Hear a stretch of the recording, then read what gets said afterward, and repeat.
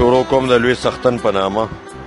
دا کتاب ما پسې ما ګرځه دویم ایډیشن دی او زه د ملګرو پښتنو د ټولو شکریا ادا کوم چې هغوی دا کتاب خوښ کړ. نو ځکه بیا د ځینو ملګرو چې په هغې کې آفتاب خان، ګلزار یوسفزی او سردار یوسفزی ذکر خامخا پکار دی، د هغوی په مرسته او د هغوی په بار بار وینا دا کتاب دوباره راځي.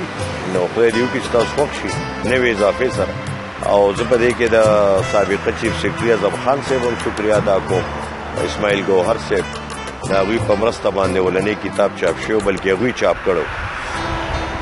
او اوس پکې سردار خان یوسفزی او آفتاب ملګري ډېر کوشش وکړو، ډېر زیار یې وکړو. نو بس یو څو لیکونه دي د پښتو په نامه، د انسانیت په نامه، او خدای دې وکړي چې تاسو خوښ شي. مننه. خان یو زبردست بریالی پښتون دی چې پښتونولي ډېر مهم دی.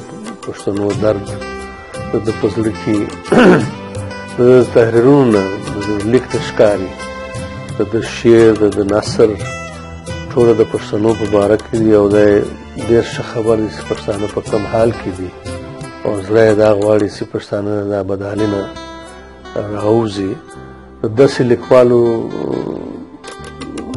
پښتنو ته ډېر ضرورت دی. زه